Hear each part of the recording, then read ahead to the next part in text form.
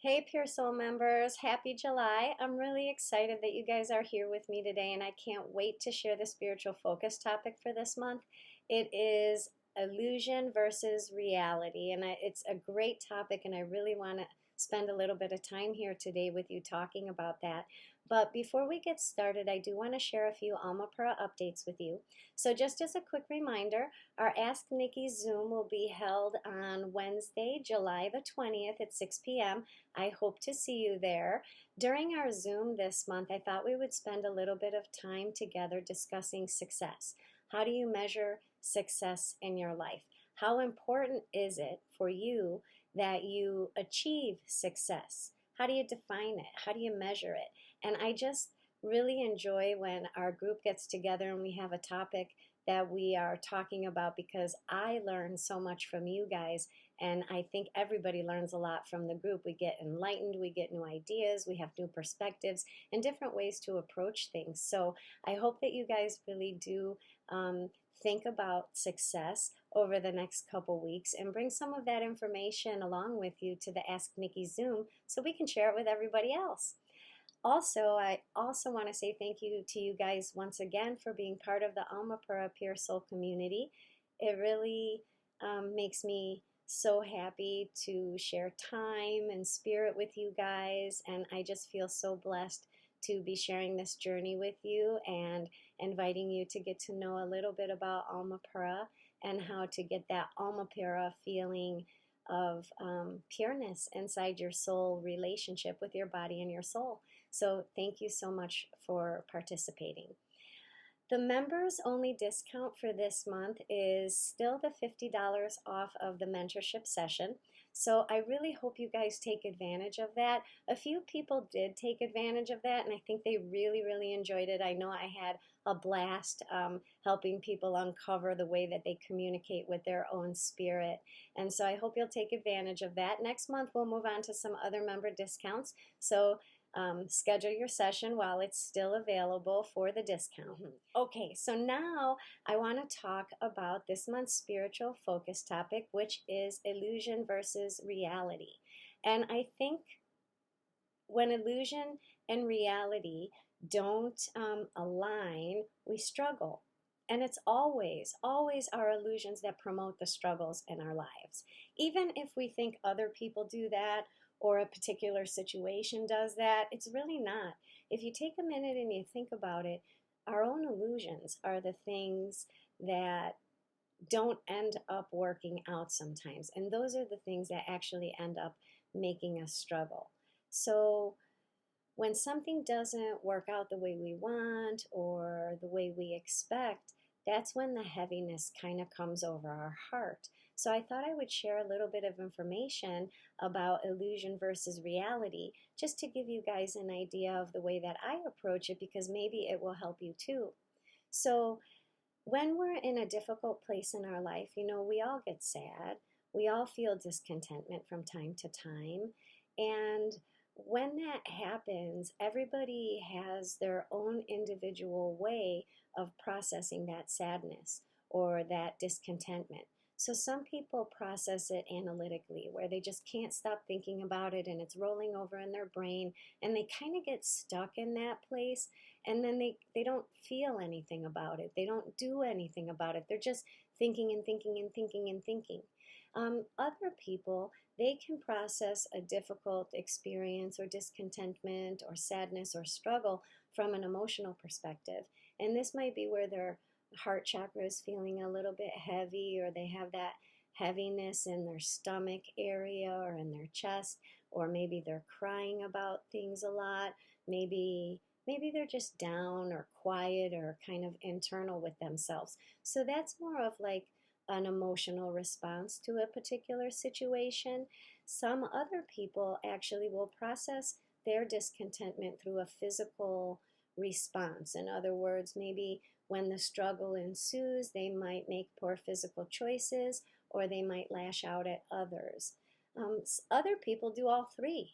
They just repeat the process over and over and over. They can't stop thinking about it and thinking about it and thinking about it. And when they can't find peace with that processing in the mind about that situation, it kind of can bump them into a very emotional place in their life. And this might be where the emotions really start to take some dominance in your experience. And if the emotions are taking dominance in your experience, you're also not going to find peace there.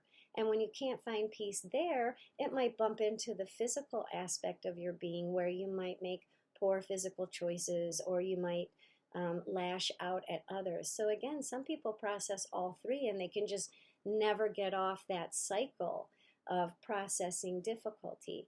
But needless to say, we all struggle when things don't work out the way that we expect. So if illusion is the culprit to the struggle, then where does the illusion come from, and why do we do that to ourselves?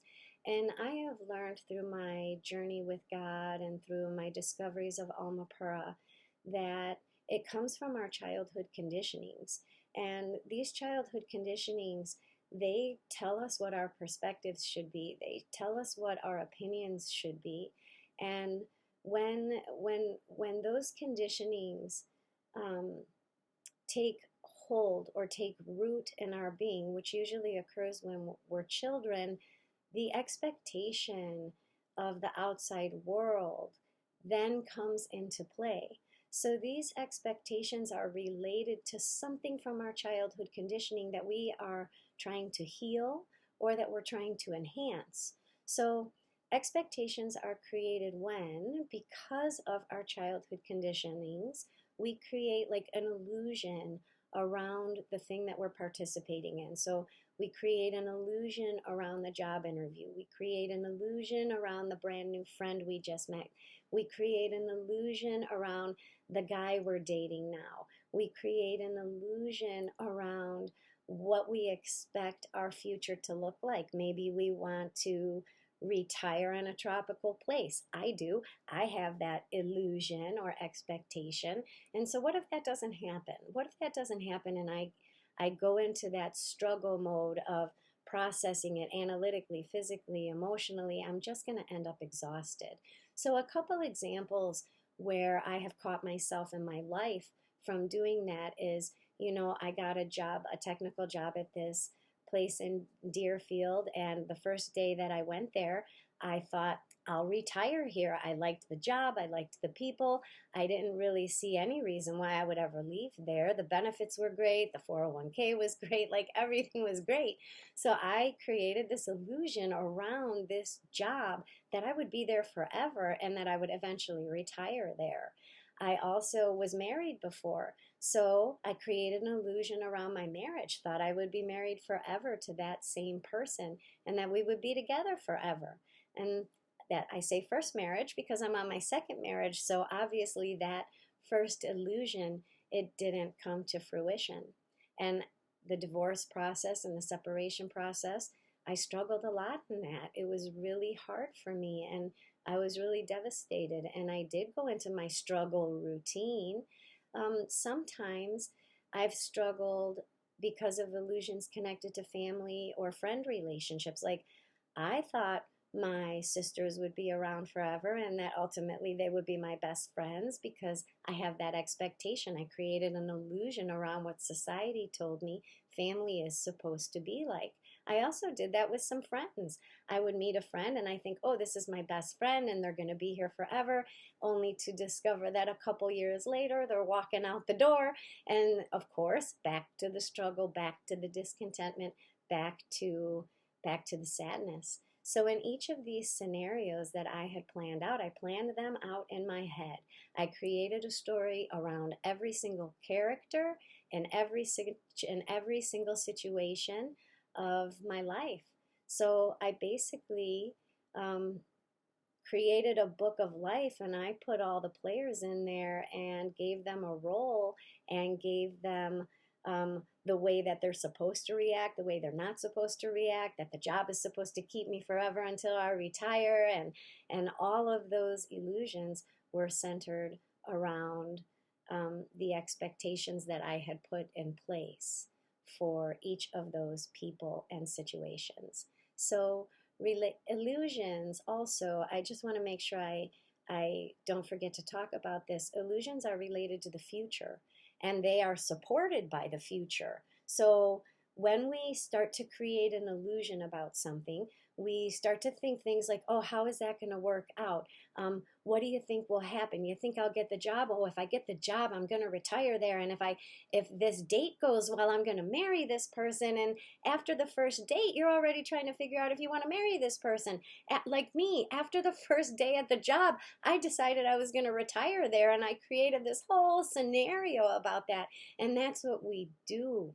We create the scenario. We're not so much looking at reality, we're looking at the illusion. And so when the illusion is broken, that's where the sadness comes from. That's where the discontentment comes from. So you have to be careful about creating illusions and forecasting into the future. Because when you forecast into the future and when you create an illusion, it comes from something when you were younger that you developed a belief about or an opinion about, or you decided based on what you saw out in the world where you wanted to land. So it's a trap because we get so invested in the illusion that we have a hard time. We can't even see reality. We like limit our own reality. So illusion versus reality tells you, if we kind of understand now where illusions come from, well, what is reality? Well, reality is right now. It's about today. It's not about tomorrow. Reality is where we should make our decisions from. Because if we want to curb some of the struggles and sadnesses in our life, it's important that we recognize the difference between illusion and reality. And in our soul, everything is right now. Everything is at this moment. There's no such thing as a future, and there is no such thing as a past. When the past happened, it's over with. It's not coming back. It's not going to return. The only way that the past can return is if we hold on to those emotional difficulties that they kind of hang around in our heart. And that's how the past stays present, because we live a lot of times in the past. Have you ever, I have a lot of dogs, as you guys know, and we have one of our dogs that's a little anxious, and she tends to like to go after the other dogs. And I get really freaked out when she does that. And then I feel bad. Like one time, she really kind of went after one of our other dogs, and I felt so bad for the other dog because I was like, oh my God, she's never going to trust her again. And I thought the two dogs would never be friends again. And within, like, seriously, 10 minutes, you guys, the injured dog walked over to the attacker dog and laid right down next to her, and they became friends again. And my daughter and I were like looking at that, and I was like, I guess dogs don't live in the past because we live in the past. And see, that little argument that the two dogs had made me feel like, oh my gosh, I have to separate them. They can't be together. They'll never be friends again. Look at this horrible thing that happened. But the animal didn't do that. They don't live in the past because the past is over. They're only dealing with right now and right at this moment. And I know this is a little offshoot, but you guys, I learn so much from my animals because they're teaching me every day. So just as a side note, pay attention to your animals because a lot of times they're living in reality. They're living in the now. They're not living in yesterday, and they're not living for tomorrow. You can tell your dog you're going, on a walk tomorrow, and they don't care. But if you get that leash and you tell them you're going now, that they understand. And we kind of want to condition or biofeedback our brain in a way that we would be able to do the same thing, live in the now. And so when we think about the past and when we deal with the past and when we keep letting those emotions from our childhood conditionings rise up, well, then we have to fix them. And we fix them by creating an illusion for the future. So let's not do that. And let's take some guidance from my puppy Rosie about that. Okay, so in our soul, since everything is right now, and we already talked about the past and not bringing that forward and letting it be over the way it is over, why don't we think a little bit about the future? So let's think about tomorrow, because tomorrow is the future. So you guys, there's no such thing as the future because tomorrow becomes today. So your future always becomes your present. So tomorrow never arrives because tomorrow becomes today. And then tomorrow becoming today is right now.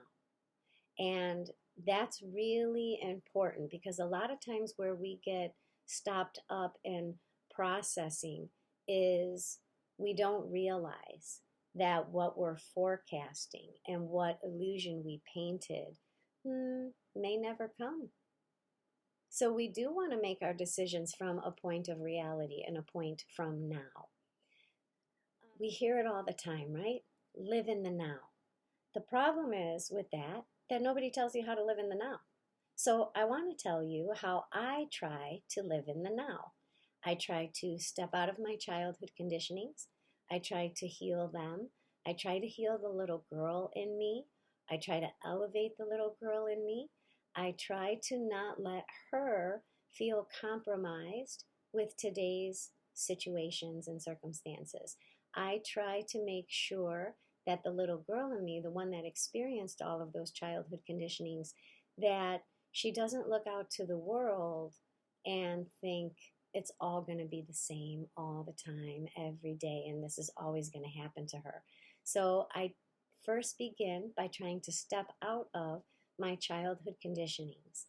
Once I'm good at that, and once I think I've mastered that, I try to remember not to create a character role for the people in my life. So if the world made you my sister, my childhood conditionings tell me that you're supposed to behave a certain way with me because you're my sister. And so when you don't treat me like a sister and you don't treat me according to what my childhood taught me, that creates expectation, illusion, and sadness. So I try not to create a character role for the people in my life because that creates a level of expectation and ultimately it makes them responsible for my joy. So release the expectations of the outside world. Release that. Don't count on that for your fulfillment because chances are that might not happen anyway. Don't paint an illusion of your current situation and don't wrap anyone up in those illusions because you then make them responsible for your happiness. And if you do that, you will not see happiness anywhere else.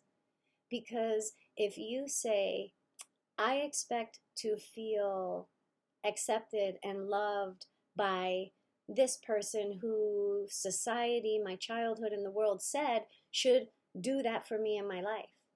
But if I hold that to this person, I'm not going to see the other person that is just gifting me the love, the acceptance. They'll show up for me, and they're not my sister.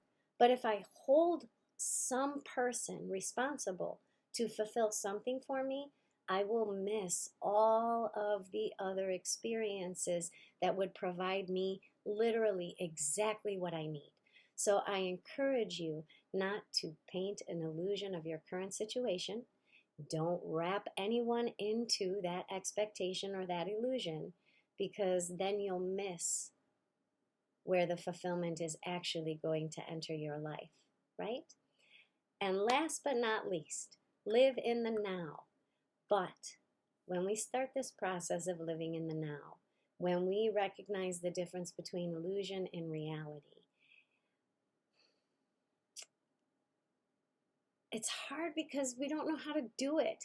We don't know how to do it. We're practicing on how to live in the now. So here's what you have to do to get you through that little hump until you figure out the things that I've shared with you today, until you get that into practice with yourself. Build a bridge of hope. So you may have an expectation that your sister is going to show up for you because she's your sister. And so you can hold that. You can hope for that. That's called a bridge of hope. You can hope that that will happen. But realistically, if you live in the now, if you look at that particular person that you put an expectation on, well, reality says they may not do it, right? but you don't want to hold them responsible for your happiness, and you don't want to make them pay for not showing up to the character role that you wrote them into. So have a backup plan. If this person doesn't show up for me, how am I going to get that fulfillment? Where else can I take care of that on my own? Or who else can I connect with that will share that love with me or share that support with me? So build bridges of hope.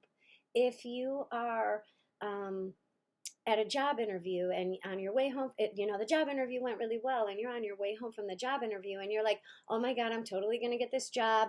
And after 2 years, they're going to promote me to this position. And then after a few more years, I'll be in this position. And then eventually I'll make this much money and I'll have this role at my company. What if that doesn't work, right? So that's the illusion that you developed on the way home from the interview. And we do this too with the people that we date. We date them on one date, and then we think they are going to be our husband or our wife. We don't even give them a chance to be boyfriend or girlfriend. We're assessing them at date one on whether or not they're going to make a good husband or a good wife. So build a bridge of hope, right? If you have that illusion, if that doesn't work out, if this doesn't progress to a second date, then what am I going to do? Am I going to go out dancing with my girlfriends? What bridge of hope am I going to build so that I don't get stuck in the illusion of me thinking I'm going to marry this person, or me thinking that I'm going to be, the president of some company that I am working at, right? So always have a backup plan. That's how we create that bridge of hope, because that will take you to the next point.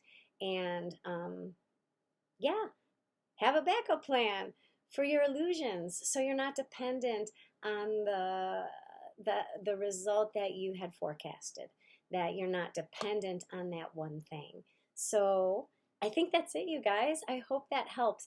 I just really think this is so important because I have really been paying attention to that quite a bit over the last several months, and I just wanted to share it with you because it has really helped me in my life since my awakening in 1998. And I think over the past couple months, I've really been tapping into that concept and to those concepts. So I hope they help you guys. Anyway, I'm going to stop babbling. It was great that you guys watched today. I'm so excited again. Thanks, and can't wait to see you at the Zoom. Everybody have a great day. Bye.